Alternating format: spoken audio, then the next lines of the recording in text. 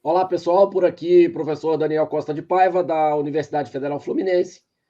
E nesse trabalho para o Comertec, eu tenho a companhia do Fabiano Lacerda e do Antônio Carlos, mais conhecido por nós como Carlinhos.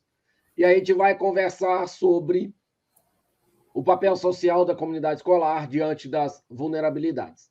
O nosso trabalho, né, professor, ele inicia os anos 2020 e 2021, foram marcados pelo embate político versus científico no Brasil. E como esse cenário, a educação buscava forma de sobreviver e minimizar perdas. E aqui a gente atenta ao programa Dinheiro Direto na Escola, o PDD, emergencial, que buscou viabilizar a adequação das estruturas e aquisição de materiais necessários para cumprir o chamado protocolo de segurança. E um dos grandes desafios dos gestores escolares era como gerir da melhor forma as verbas e as demandas nas escolas. Quais as prioridades diante das incertezas quanto ao retorno e à realidade que se aproxima? No caso, esse anseio de encontrar respostas é fundamental para funilar e buscar dados que possibilitem análise e cruzamentos promissores. Apenas para complementar, Fabiano, eu acho que é legal a gente dizer o seguinte: claro que a gente está analisando uma situação bastante importante no mundo inteiro, também no Brasil, também no estado do Rio, mas quando a gente fala de aspecto científico, a gente precisa pegar a realidade local ou escolher um ou outro parâmetro para analisar e conseguir, de fato, contribuir de modo que isso possa ser replicado para outros ambientes.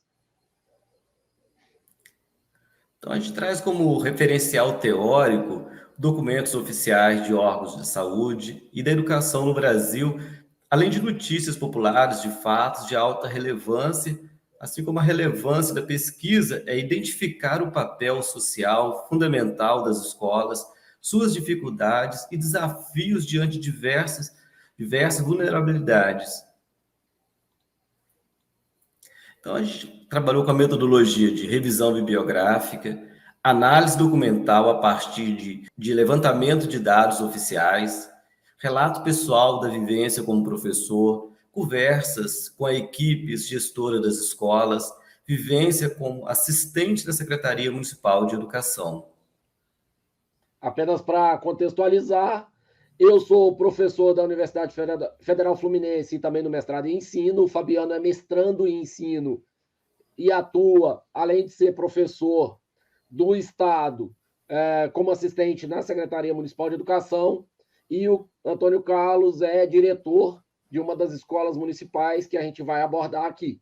Então, a gente está juntando um corpo para discutir informações reais e ver o que a gente precisa e pode fazer.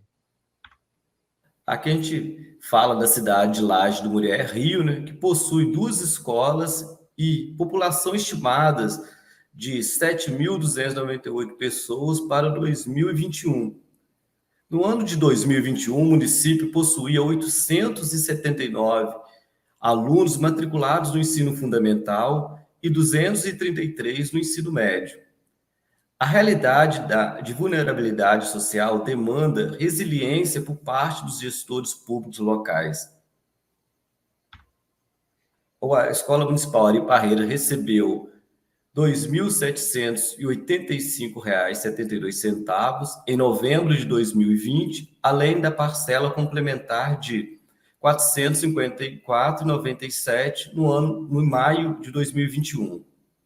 Já a Escola Municipal Maria Petronila Borges de Freitas recebeu um total de R$ 3.264,50 em novembro de 2020 e R$ 563,54 em maio de 2021 como verba complementar.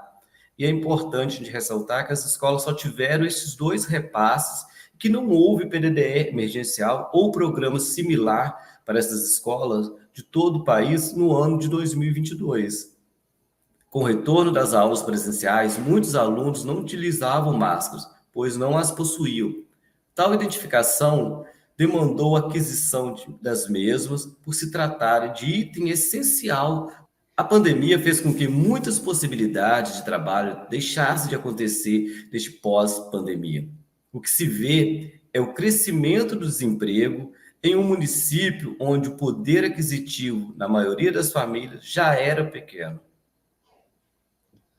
Carlinhos, como é que foi essa situação de aluno chegar sem máscara e você ter uma verba tão restrita para lidar?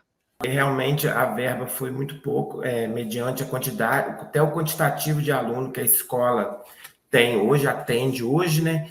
Então, esse cálculo foi feito em cima do quantitativo de aluno do ano anterior, sendo que esse ano a escola está praticamente com o dobro de alunos, né? Então, assim, a gente encontrou muita dificuldade, às vezes a gente teve que tirar até do próprio bolso mesmo para ir lá na farmácia comprar uma caixa de máscara ou pedir à Secretaria de Educação que suprisse essa necessidade nossa. E é bom ressaltar, né, professor, que esse item, por exemplo, a verba foi tão curta que nos primeiros 6 meses de atendimento, do retorno desses alunos, esse material já tinha acabado. Como o Antônio Carlos fala, esse recurso passou muitas vezes a ser tirado do próprio bolso dos profissionais da educação para atender esses alunos que estavam chegando com uma determinada carência na escola. E quais são as considerações finais que chegamos? Em cenário de incerteza, ter materiais necessários ao melhor cuidado é imprescindível. O acesso à alimentação, o cuidado, a socialização fazem da escola muito mais do que um local onde se percorrem livros didáticos, mas um local onde se constrói laços de sobrevivência e esperança. O atendimento humanizado, o acolhimento, políticas de amparo, de preparação dos professores para lidar com situações de vulnerabilidade são fundamentais. Os profissionais com atendimento ao público, estudantes e familiares se desdobram para contornar situações que se apresentam utilizando o tempo, as ferramentas e o conhecimento que possuem. A escola é espaço de acolher, cuidar, lapidar e agradecer pelos frutos colhidos. Eu acho que é importante nessas considerações finais a gente ressaltar um aspecto que a gente está numa região sudeste do Brasil, mas a gente está falando de jogar luz num cenário de pandemia para enxergar no pós-pandemia.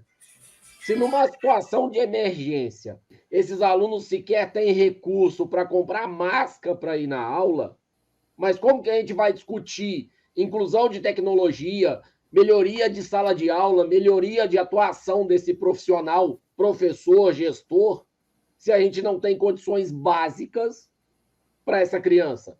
A gente está falando da mesma realidade nessas duas escolas, onde uma das alunas teve um desempenho tão interessante que passou no curso de medicina e a família dela está tendo que se desdobrar para morar numa outra cidade para fazer o curso de medicina. Ela que estudou na educação pública, nesse cenário que a gente está colocando aqui. Inclusive durante a pandemia. Só colocando aqui as referências para a gente poder terminar a nossa apresentação, a gente pega um exemplo de uma cidade pequena, no sudeste do Brasil, a gente começa a discutir valores, a gente começa a discutir viabilidade, e a gente consegue perceber que os valores, eles sequer são suficientes para a sobrevivência, para a subsistência, que dirá para lidar com os problemas humanitários, de vulnerabilidade em relação à família, em relação ao bairro, em relação à comunidade. Então, fica aqui a nossa contribuição ao trabalho e fica aqui o nosso apelo para que a comunidade acadêmica investigue cada vez mais essa situação e dê luz cada vez mais para essa situação. A gente não está falando de nenhum governo municipal, estadual ou federal específico. A gente está falando de recorrência e predominância de não valorização em aspectos fundamentais, básicos da pirâmide, que vão para a educação. Mais uma vez, muito obrigado a todos da organização do evento. A gente fica por aqui. Se quiserem conhecer um pouco mais do nosso trabalho, canal Daniel Costa de Paiva do YouTube, no Instagram e Facebook do Tec Grupo e do Grupo de Educadores Google de Santo Antônio de Pádua. Grande abraço a todos e a gente se vê nos próximos trabalhos.